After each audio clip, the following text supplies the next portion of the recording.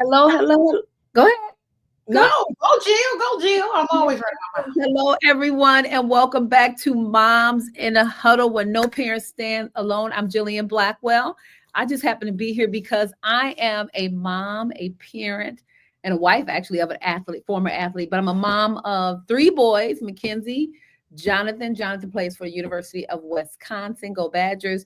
And my oldest son did play sports. So we have always been sports fanatics. And my youngest son, Robert, also play sports at Brother Rice in Michigan. And so that's why we're here. That's why we're Moms in the Huddle. And I am so happy to always share Monday nights with Erica Morgan. I know. Like, how cool is that? You That's got very Jillian cool. Blackwell, Erica Morgan coming into your either your living room, on your phone, on your Facebook, wherever we're coming in at, we're coming in and we're coming in with a vengeance, okay? Because we Yeah, got some things to talk about in this world. we But do. I am Erica Morgan, the mother of Samaj Morgan. He plays football in his third season at the University of Michigan and Go Blue.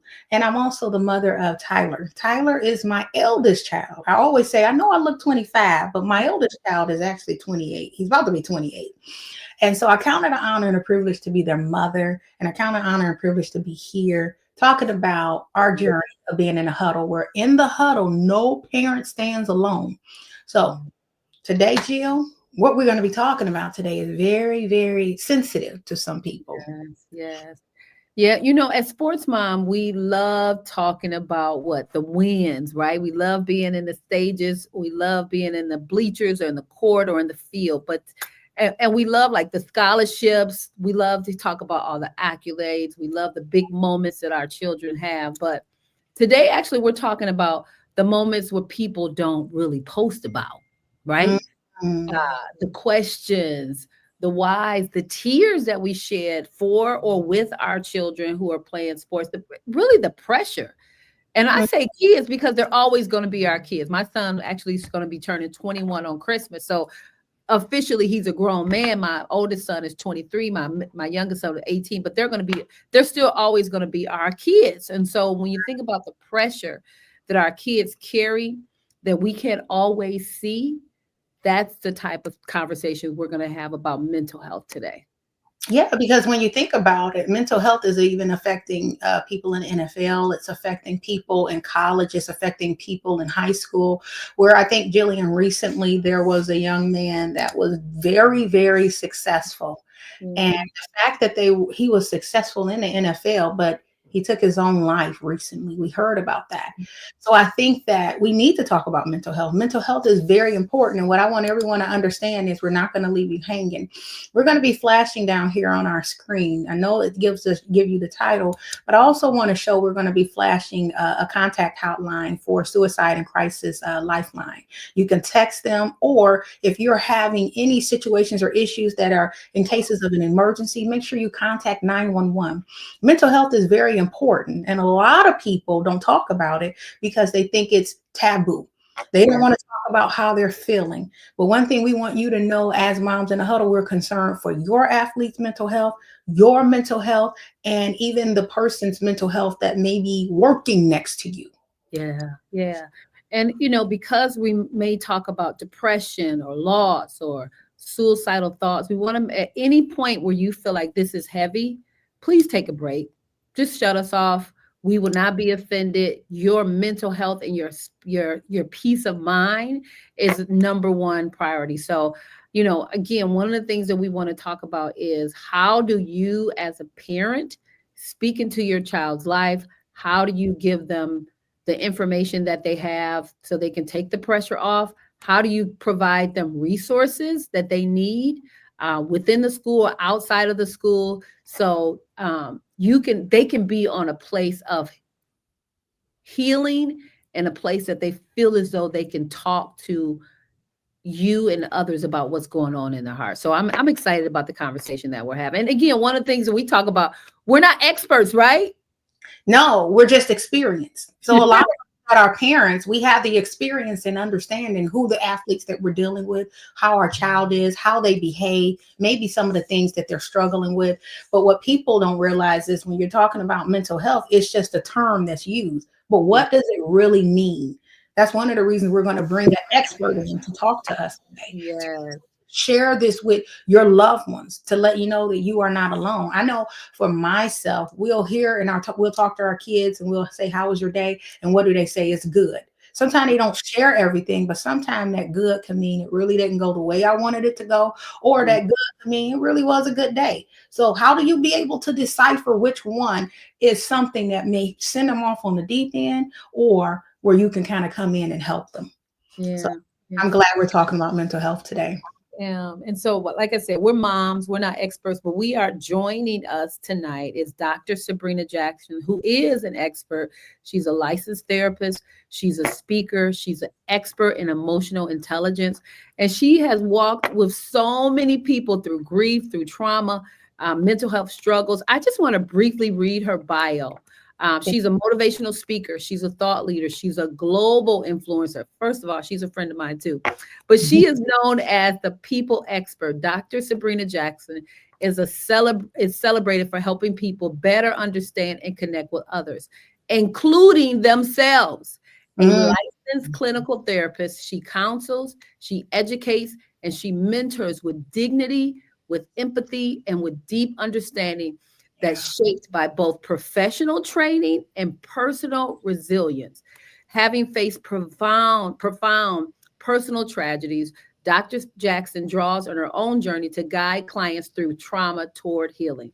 She is a sought after public speaker. She engages audience worldwide, and I've been in the many rooms and many spaces where she captivates audiences with her insights, her humor, and her wisdom. Corporations regularly call on her to lead diversity, equity, inclusion training. She is the author of several books, including From Trauma to Triumph, and he is not a statistic. She's talking about her son, Marcel, who we absolutely love. So in Mm, media, Dr. Jackson serves as a weekly contributor to Fox 2 Detroit's Mental Health Monday.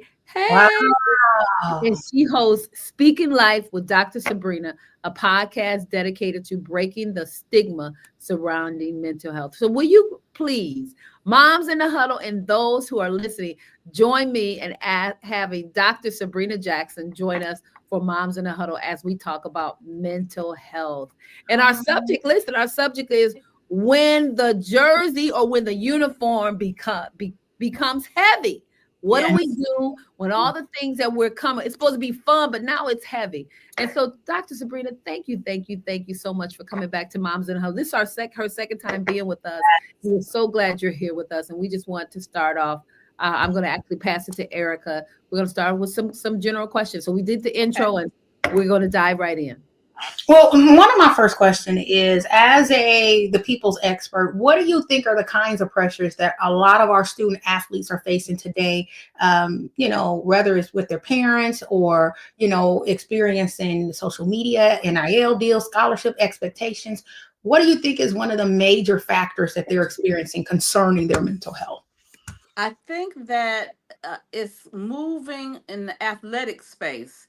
It's moving from just playing Mm. to a place of performance, to where the performance is attached to money, and then you have guilt that comes up when you feel like your performance isn't matching the money that they've offered you, or the money that they're paying you, and those things are happening younger and younger and younger, and so they may not even have the mental capacity to hold all of that responsibility, and they don't know how. So we find that you have many athletes who are in professional settings and don't know how to handle just the pressure that comes with being on stage. Some people Yeah. may be introverted, but they skilled. And when you're introverted and you come out and it's 20,000 people, you got to deal with that anxiety. And then the coach may just be pressing,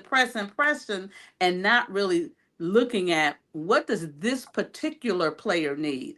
And so I have been called in to work with teams around suicidal ideations, around depression, around grief, and things of that nature, even to the point of an animal. If a player has an animal and the animal passes, That's devastating if someone has had that animal Wow. all their life and now they're gone. But I'm this big athlete and I'm supposed to just suck it up. It's not that easy. So Yeah. it's so many different issues. But let me say this. I think that most people are struggling with some type of mental challenge since the pandemic. The pandemic has caused a tsunami of Mm. new diagnosis of depression and Mhm. new diagnosis of anxiety. There are 56 million new diagnoses of depression and 76 million new diagnoses of anxiety. Now, Wow. let me say this. Although those are numbers, I think they're low. Because I think that people that look like us, I think that people who are the first responders, I think that people who are athletes ain't in that number. Oh, wow. Wow. Wow. Wow. Yeah, I would agree. I think about I was just talking to my husband who we were flying, and my husband played basketball overseas. He's traveled the world, and just recently he started dealing with challenges about flying. Mhm. And that Mm. came after the pandemic. And so you're absolutely correct. And I think sometimes we'll try to shake it up, man. You get your act together, you know.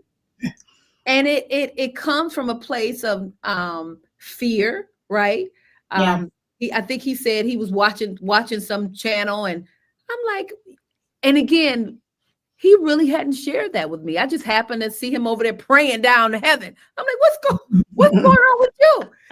And so you're absolutely correct. We don't really talk about it within our community, but I'm glad he was able to share that. But I do have a question for you when you talked about students deal with a lot, right? They have to be performative. They may Yeah. be introverted and they got to come out and perform. And coaches looking at the X's and the O's and not necessarily the individual. But one of the things that we talk about that they're student athletes. So yes, they have to perform, but they got to be mindful of I got to go to class. I'm not doing well in that class. They might be in a relationship, right? They dating. Ooh, They ooh. might they might be dealing with, something, a challenge with a professor, all those things, and then they still got to perform on Tuesday, Wednesday, or Friday. Mm. And let me add, and all of that is true, but let's add another caveat that it used to be about practice and things of that nature, and now it's about posting. It's about how many likes you get. It's Yeah. about who's taking a picture. So you may be in practice and you didn't have a good practice, but now it's all on social media. Right. Yeah. Yeah. So Oof. I always say social media has caused us to become less social. Wow. We don't Mhm. know how to socialize. We don't know how to talk to each other. Remember the days of meeting a person, looking them in their eye, and shaking their hands? People don't do that. Mm-mm. No. I get so tired of the fist bump, I don't know what to do.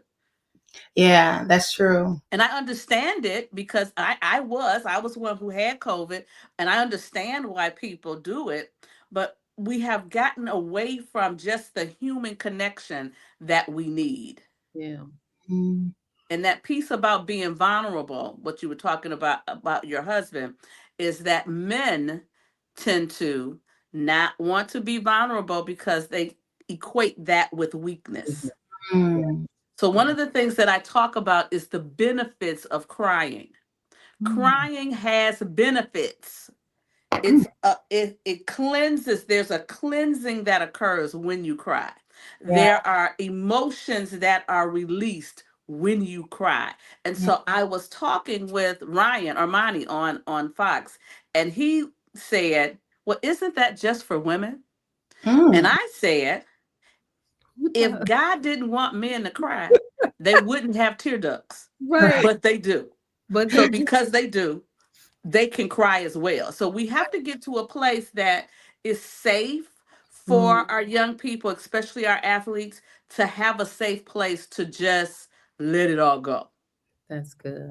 Mm. And I That's think good. that, even talking about mental health, I remember working with a guy, this was years and years ago. And I'm trying to understand the signs of when you know someone is really struggling and they're really at the level of, I cannot be here anymore. This Hmm. guy was an amazing guy. He would take our cars to get gassed up when I worked with the state. He would come in as one of the happiest guys. He would bring different food. He would talk with us. And then one day I come to work to find out that he had took his life. Mm. I was flabbergasted. I was like blown back at the fact of how come I didn't see the signs when I was around him, right? So Well, that's what I think that the way that people hide things, and sometimes our athletes can be that way, sometimes our kids, sometimes we could be that way, not knowing that there's a silent cry. Where do we, as people on the outside, try to help individuals? well, this is the thing, and this is important because we have a thing called functional depression. Mhm. And these are people who are functional. They show up in the world, they do amazing things. So you shared earlier about the football player who was from Michigan, actually, Yeah. that committed suicide. Then we look at people who've been actresses and host on shows and get off the TV and having what we would see on the outside looking in as an amazing life because they're making great money. Mhm. People are clamoring for them. And so we think and we put that in a space of, oh, they got to be good. But sometimes when you're popular, it ain't good. Right. Mm. Like, I don't know if you all watched the movie Rocket Man. Rocket Man was about Elton John. And the thing that I loved about this movie is that it really showed how once he got so big that everybody around him ate because he did what he did. So when he wanted to take a break, they didn't care. They wanted to prop him up on stage because that's how this machine Work. works. Yeah. And so when you start thinking about these athletes and you start thinking about the boosters and the alumni, that's what makes this machine work. And they are pushed, pushed, and Mm. pushed. Wow. Yeah. Yeah. I was going to ask that question. When you think about sports performance, it's tangled up with a person's identity. Yeah. Like we have had in our family, obviously Reggie played football, Keith McKenzie played in the NFL. My husband played basketball. So you can see, you celebrate it in the midst of it that that's a part of your identity. But what happens when you can't start, you got an injury, you have a bad game, whatever happens to you, it's so tangled up. And these were grown men. I'm just talking about now. Let's bring it down to the youth. Yeah. That's all you know since the fourth grade, that this person is a football player, this person is a basketball player, and then something happens. Could be an injury, could be anything. It could be a number of games that just didn't perform. My husband has to remind me, you're not gonna be 100% all the time. So Never. You're never going to be 100% all the time. But let me say this, I think it's really important, especially because we're talking to parents. yes, As parents, we can't get so locked into that piece of them as the only piece of them because I know parents that will push push push and push their children and not focus on making them a well-rounded person because sports is just one part of your life. What are you doing to have fun? What are you doing that's going to build your culture? What are you doing that's going to build your intellect? What things are you doing? And as parents, you should have, and I used to tell you this, Jill, all the time. It's so important to stay 2 steps ahead of them yeah, Yeah. because yeah. there's a reason why I'm the parent. So I remember when my son was in, I think, middle school, and every summer I would have a book list for him to read. He had to read books, and I got to choose the books. So I remember the summer he read The Character of a Man by Sidney Poitier. Mm. That changed his life. That's good. And so it's so important that as the parent, you give them other avenues to be exposed to. Yeah. Because I remember when my son said to me, because he had a very successful basketball career, he really did. Mhm. But he decided one day, I want to learn more about basketball than just playing.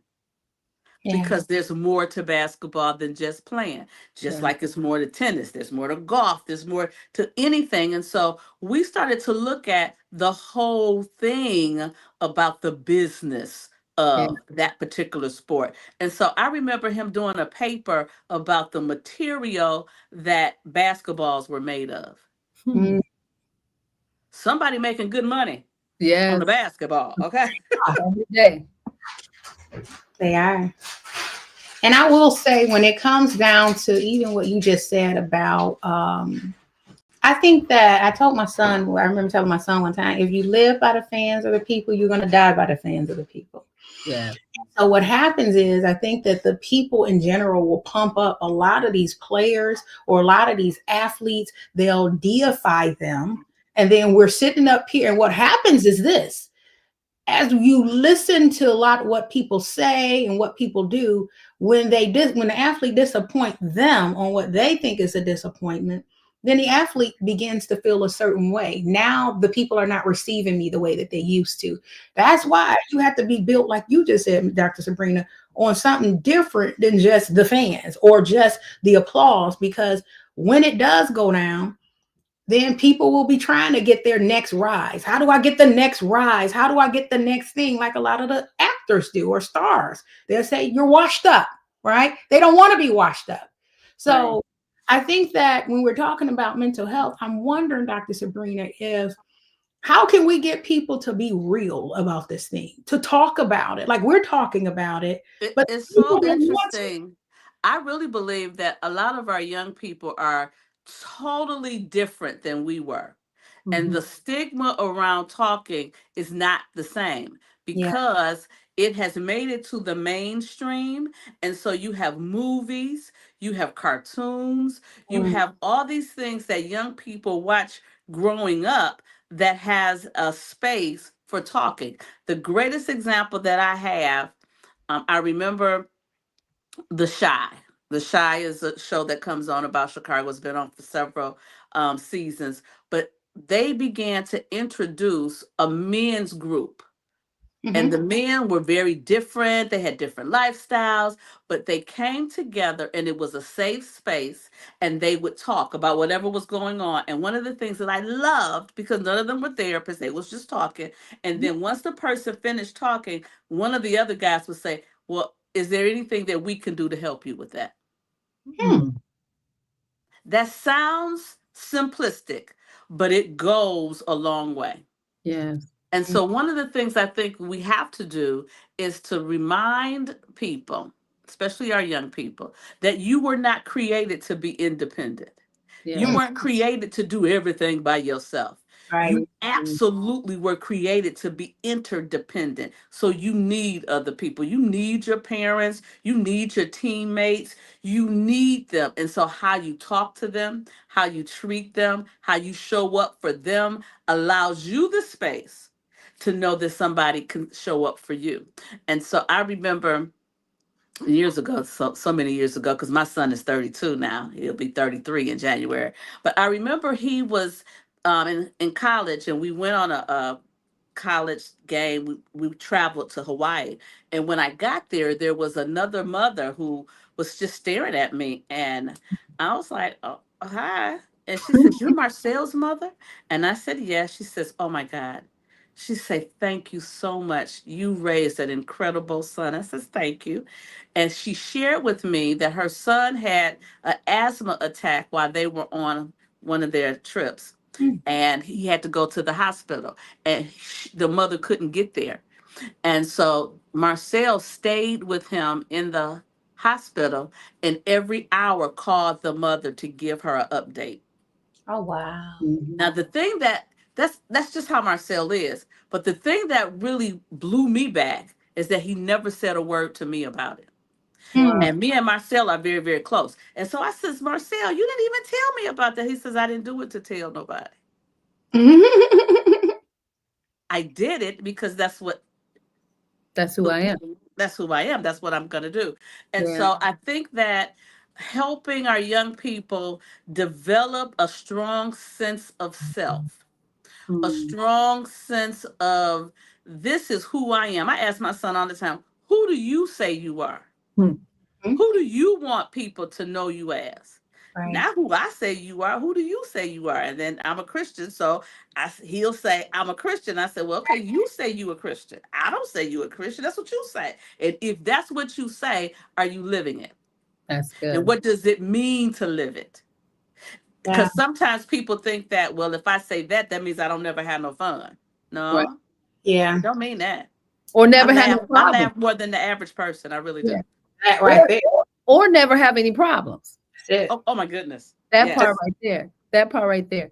So Dr. Sabrina, so like I said, I've been knowing you for a while. I had the opportunity to sit back and watch you raise your children. You have given me some valuable advice. My sons are a little bit younger than Marcel, and I took that advice and I have benefited from it, right? But I've missed it sometimes, right? You are a trained therapist. I am not. I'm a mama. And so sometimes our I'm a instinct, mama. yeah, you're a mama, but you also a trained therapist. But So you that turns off when the mama bear comes up. okay, That don't. okay. Yes, So, you're so I think, and I'm just going to be transparent because we and moms in the huddle. I think sometimes our natural instinct is to fix it, try to fix the problem, or if we're not trying to fix it, because I could pick any one of the names, Mackenzie, Jonathan, or Robert. One be fixed, another one is I'm going to lecture you. So I Mm. might just say, you're going to be fine, shake it off. Or then I might be, how can I fix it? So as a therapist and a mom, you wearing both hats, what's a Yes. healthier first response when our The child is hurting after a game? the first response is to ask, Mm, okay. how can I help you?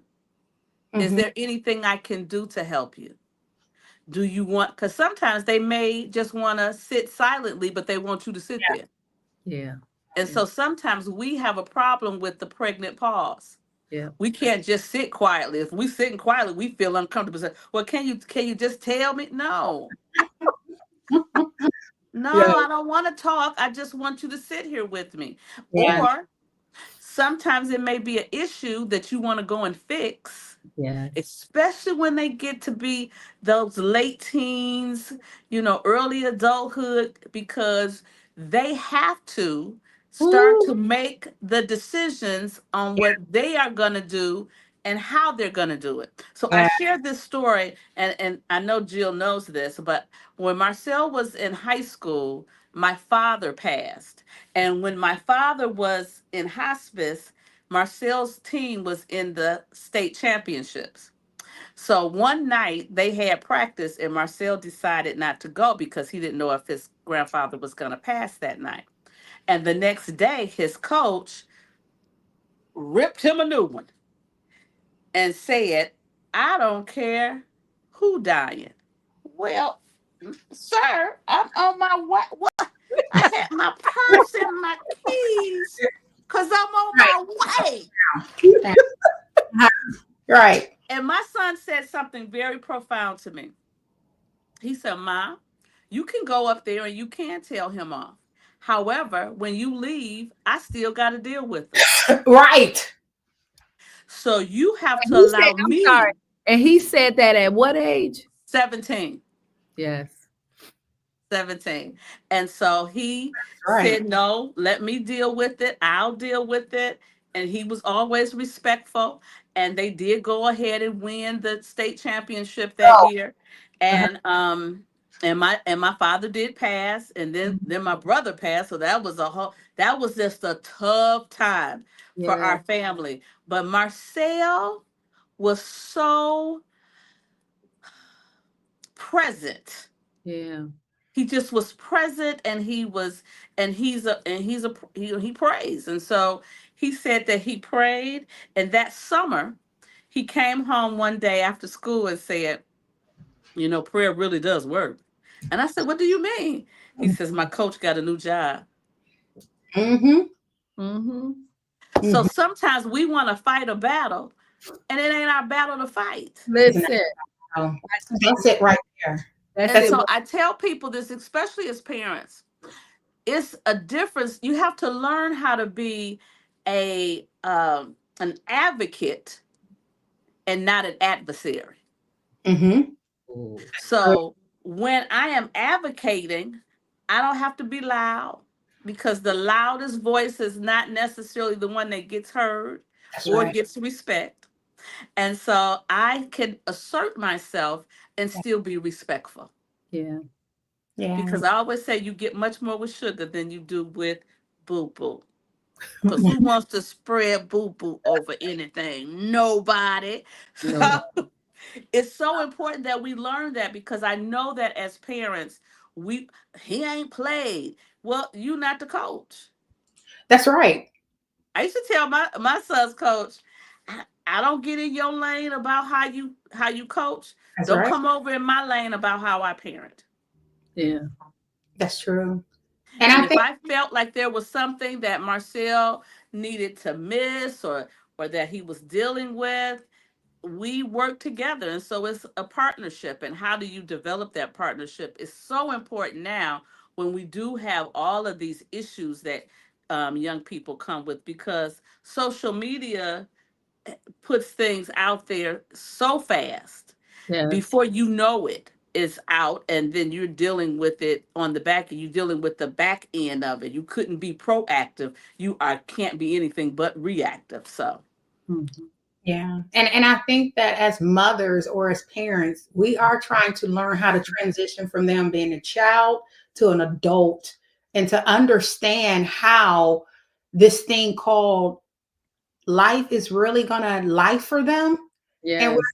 Jill was saying, I feel that as parents, and if you're a parent like I myself or Jill, we can appear to be helicopter moms. We can appear to say, "Hey, what's going on?" And here's the thing: I don't care, and I don't have to be a licensed therapist or a doctor to know intuitively when something is wrong with one of my children. Yes. Both of my children, it's like an inside of which is the Holy Spirit. That's how I'm going to give credit to. But there is it's a connection that you have with Yes. your child when you know something is wrong with them. Yes. And that's the hard part, knowing how to let go and let God over their life without you feeling like you have to interfere. And that's one of the things I just learned, to be honest with you, Dr. Sabrina, last year. God set me down and pretty much told me, don't you know I've been guiding before you even came? Ooh. He, well that is so true. and I'm learning. So Yeah. how do we let go when we know they're dealing with mental health issues? They're dealing with some things. We want to help them through it, but they don't want to open up to us. Well, this is the thing, and this is very important. It's actually a part in my book. So, in my book, is called He's Not a Statistic 12 Laws for Single Mothers Raising Black Males. Mm, And in the book, I give you 12 different tips. But the last chapter is called A Baker's Dozen, because whenever you get a baker's dozen, you get extra.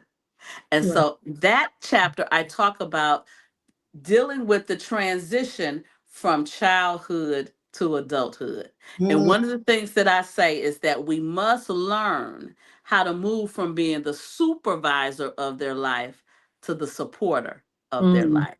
And yeah. so knowing in your mind that I can't tell you what to do, I can give you, and this is ask good questions.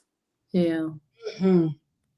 Asking good questions help them to get to their own decision. That's true. But if we just telling, no, I think you should do this, and I know you, and you came out of me, and because you came out of me, I know. No, because you don't want to coddle them to the point, especially with these boys, you don't want to coddle them to the point that they ain't good to be a man. That's Oh, so Because I'm you haven't sorry. I'm allowed them sorry. to. Can you say that to the people in the back? I need you. right. You don't want to coddle them to the point that they are not going to be a good man. That's Right. true. So Yeah. Marcel, when he was 17 and he said that to me, he says, Ma, I have to live this.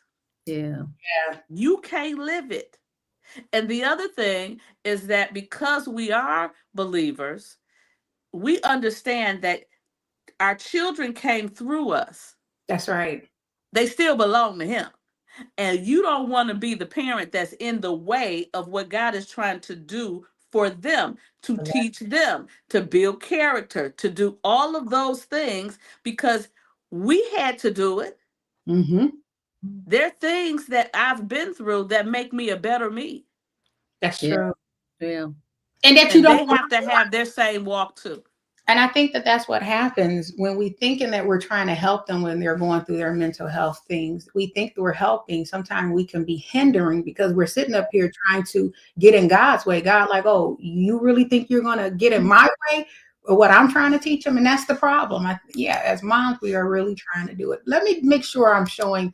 If you have any mental health issues, anyone that's listening to us, we are going to show a scrolling a suicide crisis lifeline or text or a counselor, or if it's an emergency, make sure you contact emergency, which is 911. Let me say this. Can I just add that in Michigan, we have a 3-digit number for crisis, and it's 988. Yep, that's what's flashing right down here, Dr. Sabrina. Yeah, I can't see, I can't see on them little bitty things. I'm sorry. Yep, we have that number. And Yeah, if 988, and that is for the state of Michigan. So that's local for you. They'll get you to somebody local, because some of the other 800 numbers are national numbers, and then people feel like they don't feel connected with their community. yeah, Good. thank you. Yeah. So Sabrina, so I want to shift a second. So we've talked about student athletes, whether they are in the home with us now or they're away at school. So I want to talk about like building a culture or a safe space where our children, young adults, elementary, middle school, high school, college, um, know that they can be honest about not being okay without feeling like they're letting us down. Oftentimes our children, as they get older, or if they, actually, Eric and I talked about this earlier, where our children have seen that we've invested in them, right? That we've done all this without us saying it. They see, right? You talked about they watch stuff, and so they don't want to let us down, whether they're high school, middle school, or college. So how do we create an environment or a space that they know it's okay to say you're okay and stop? I had to tell my son this, my middle son, stop worrying about me and Glenn. We're good over here.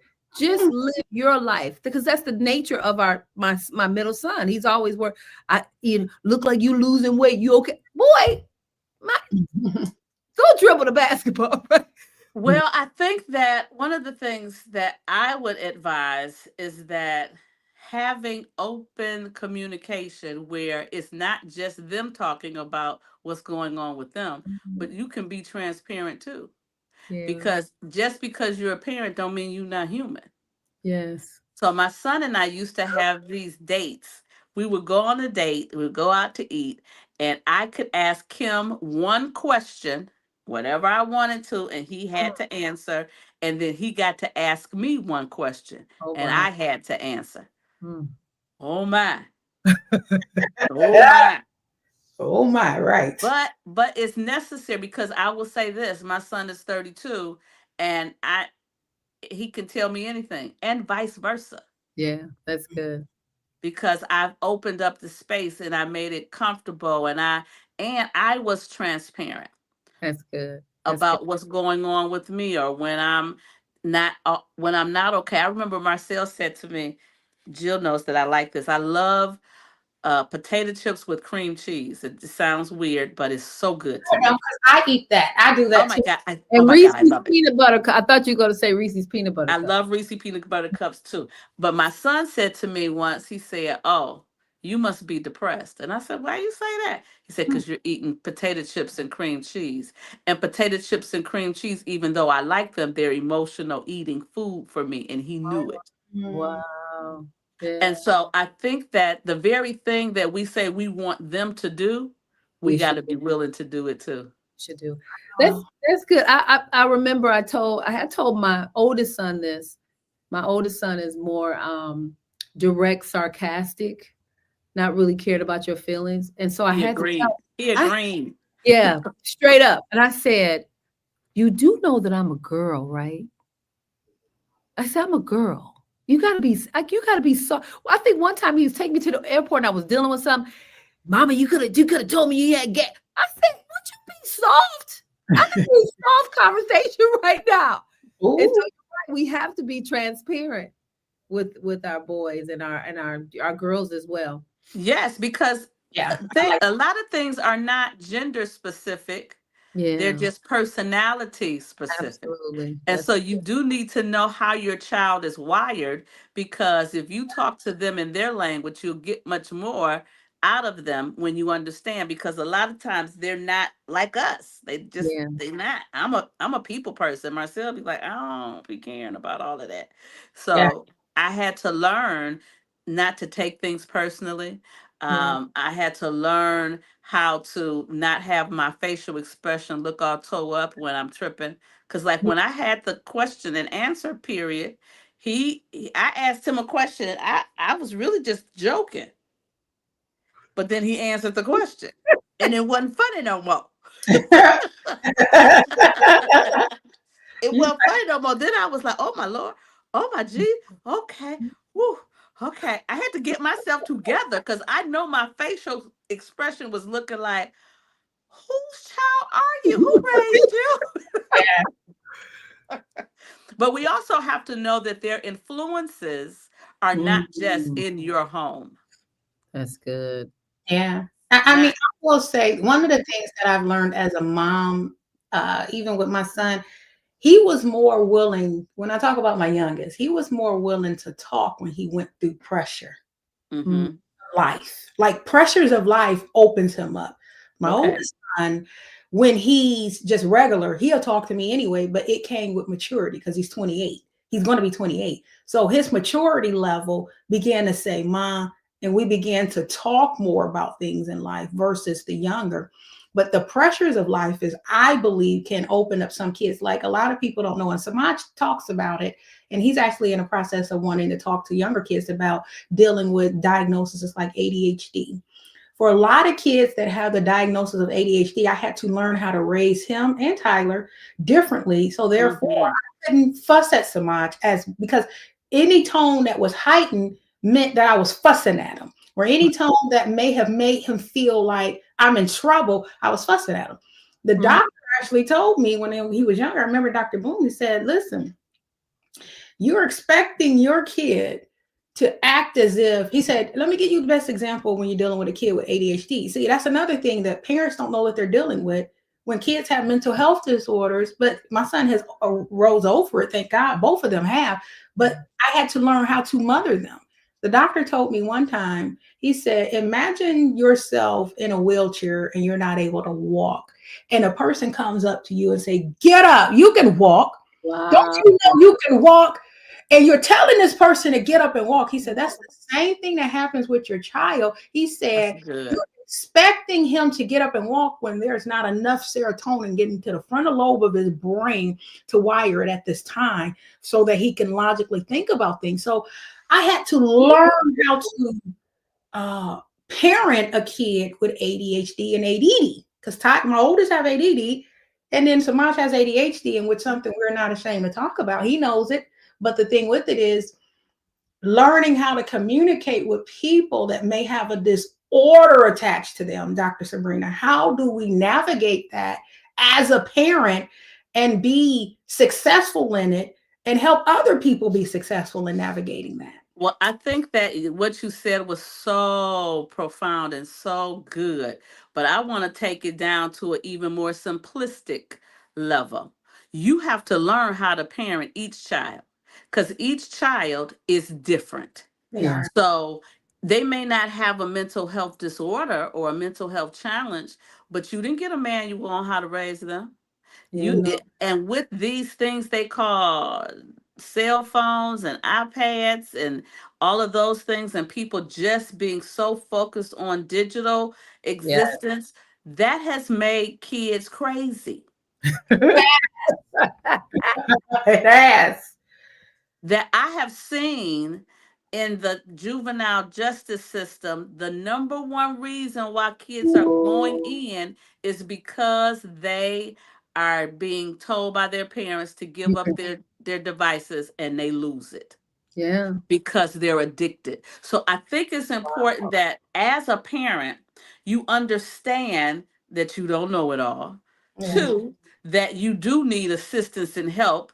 3, that you can take a parenting class, and that don't mean that you're not a good parent. It means that you're getting tools to put in your toolkit. Yeah. And so I know for me, I spend a lot of time teaching people about personality types and the character type. And so if you know what you're working with, then you Yeah. know how to work it. So there's 4 basic types of people. There's blue people, they love people and they wear their feelings on their sleeves, so they're emotional.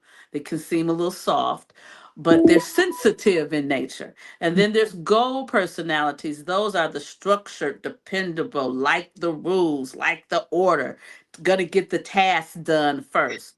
That's Then there's Erica. That's Are you Erica. hearing me, Jill? You go, baby.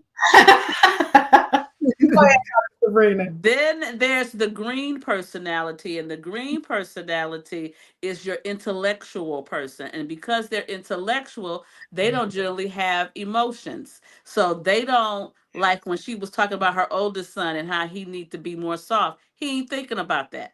No, He's thinking about that don't logically make sense. So just make it make sense. that's all him. That's all him. And Yeah. then the last is orange. And orange children are the rule breakers and risk takers. They're charming, they're witty, they're the life of the party. The party don't get started till they show up. But it's important to understand out of the 4, oranges get the bad rap, and they get the bad rap because they will break a rule on purpose. However, out of the 4, they handle crisis the best because in the midst of a crisis is when they turn on. A blue in the crisis, we got to calm them down because they're emotional. A gold in the crisis, we got to give them paper and pen so they can make a list so they can check it off. And and a green in the crisis, we might not find them because they someplace reading or playing by themselves. But in the meantime, the house really is on fire. We need our oranges. So it's important for one, you to understand how you're wired, Yeah. and then how to deal with your child who's wired differently, whether they have a challenge or not. Because at their core, that is just how the 4 are wired.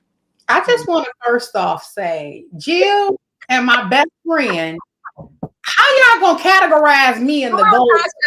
Tasha, we Tasha, know what we're talking about. Ma'am, I don't even know you, and I know you a gold. I am. And you know when you explain that one. I think she's gold and green. She's gold and green. That Yes, means she's super serious because a gold green combination are that's her. serious.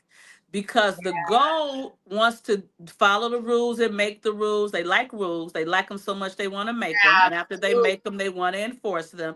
But then the green is intellectual. So they're always coming up with new ways of doing things. And they don't like people getting emotional. So I always say this, if you're dealing with a green personality, never say the word feeling. Because if you say, I was feeling, that's going to shut them down because the word feeling to them means you're being irrational. So you can say the same thing, but just use the word thinking.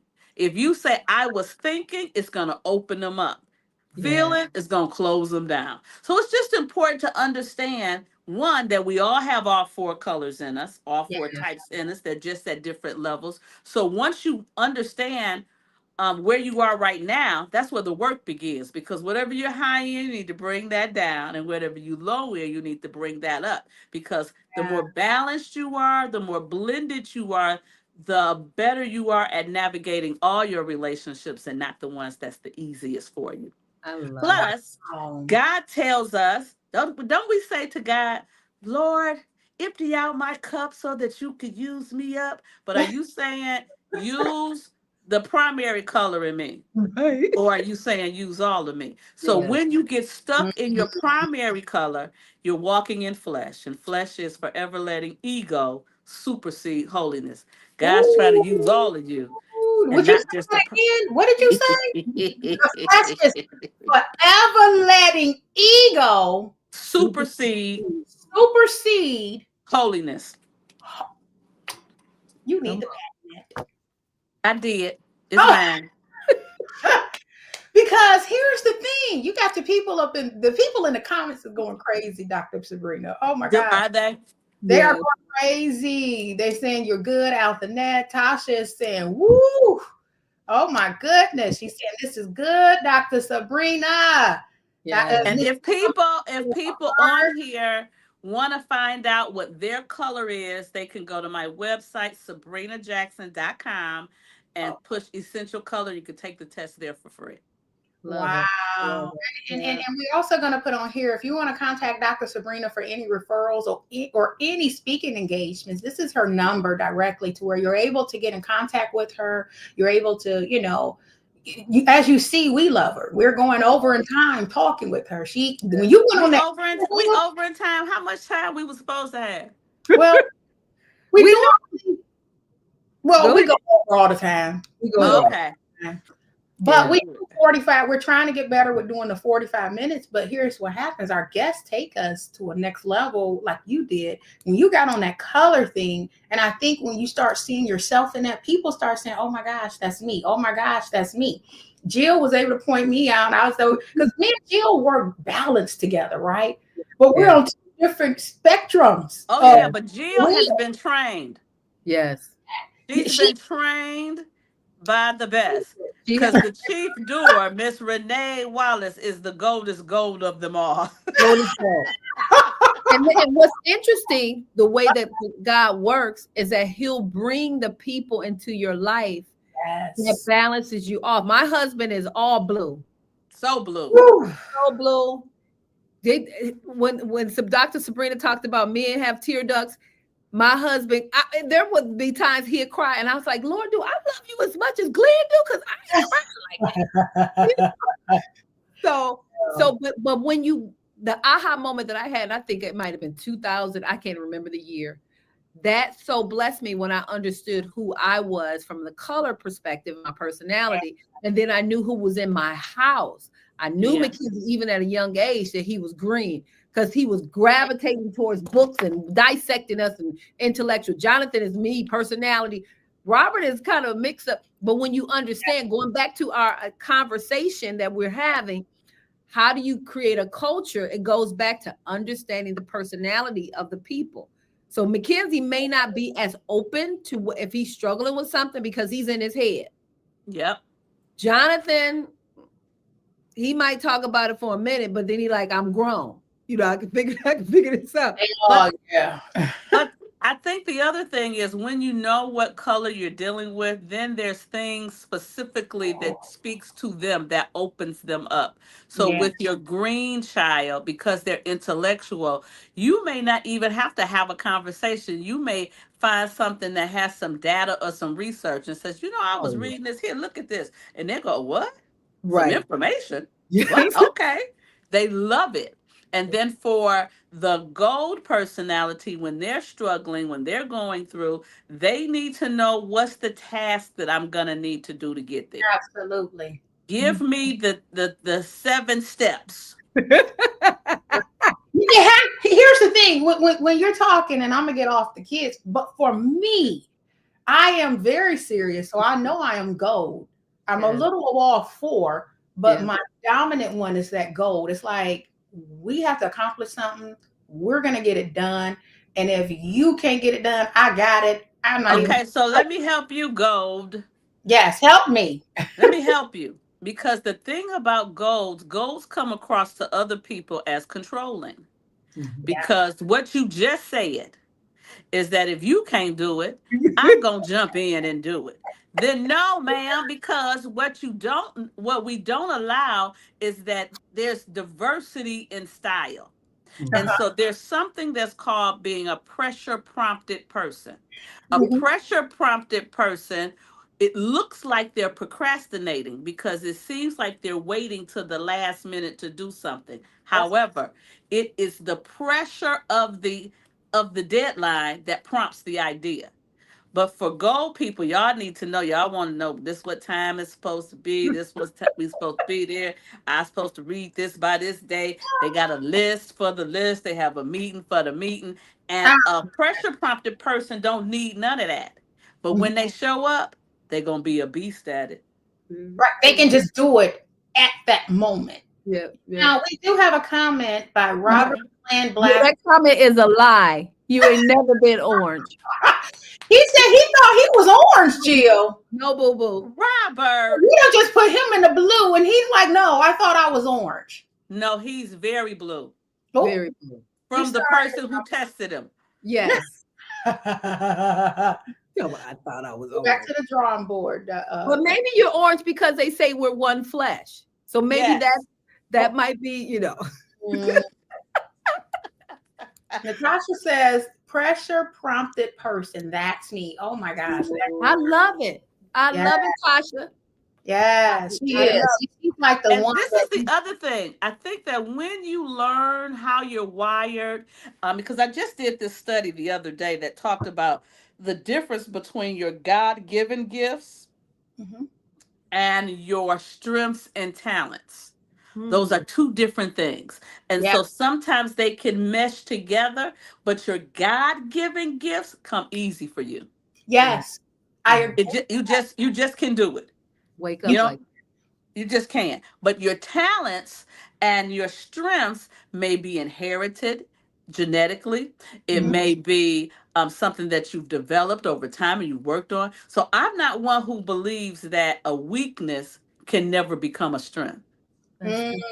That's Mm. good. because I believe that God can blow his super on my natural. And Yeah. when he does, that makes supernatural. So it may have been a weakness, and now God is using it as a strength.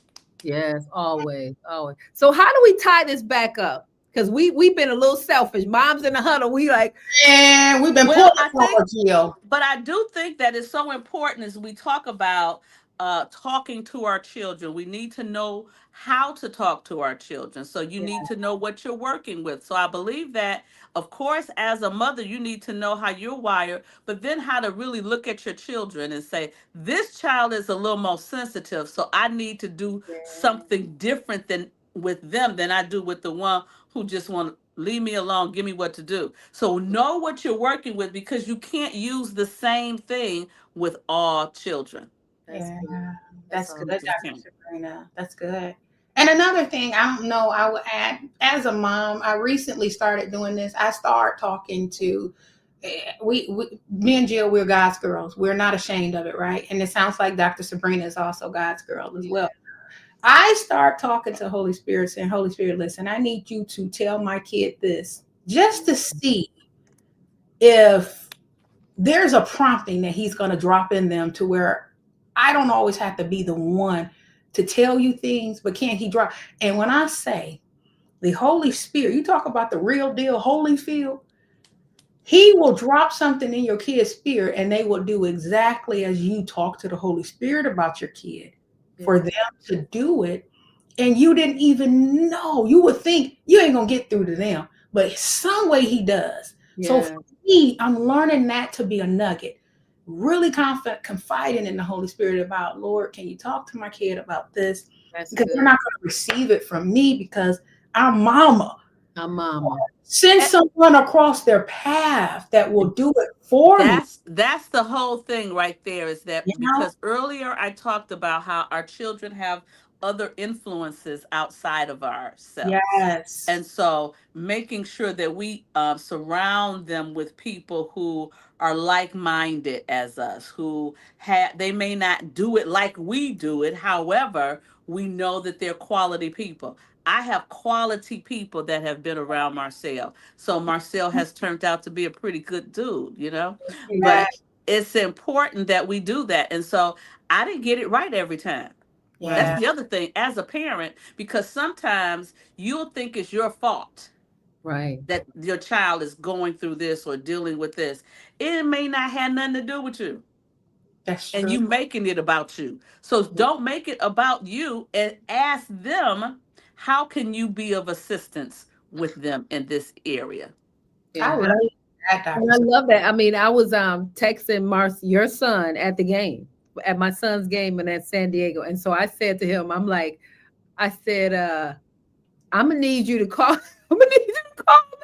I'm gonna need you to call Jonathan. He needs you. If I said he needs you in his life, he said, I'm one call away. I'll hit him tonight after the game. Thank you. We love you, Marcel. So you have to your point, Yeah, Eric, you do. as Holy Spirit, Yes. you talk to him, surround him around people Yeah. who's influencing him at these particular age stage in their life. And Yeah. so you're absolutely correct that there are things that they're going to receive to us, even if we may know their personality. God will send the right people. Yeah. all the time. And this is one of the other things, and I want the mothers and the parents that are listening to understand that there are some things that you can see in your children, but even with the signs, each child will have different signs. Let me Yeah. give you an example. Some children, they got to get their 8 hours in. They're gonna sleep 8 hours. They sleeping. So when something is wrong, they not sleeping. Right. That's a big clue right there. However, you have some children that don't ever sleep. They nocturnal. They may sleep 4 hours, but then if you find that this child is sleeping all day, then it's something wrong for them. So you must make sure you really know that child, how they're wired, their eating habits, what they do, what is their routine, and when they are out of that routine, that's when you want to laser like focus in. Mm, That's I good. like that. That's good. That is good. Well, Jill, this is some good topics. This is a good topic. I would like to bring you back to really talk about the personality wheel, to talk about Yes. because I think that that's just something good that I think everybody want to know about themselves. The people, as true enough as we are, we like to hear, wait a minute, what's wrong with me?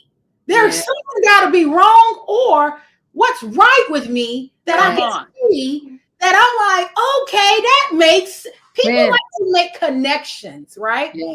To why things are happening in their life, or why they are perceived a certain way, or why is it that it's this kind of this person is a person I don't mesh well with, or this person I do, or I can be anyone's friend, and and sometimes people don't understand you. You get what I'm saying? Yeah. How you wired?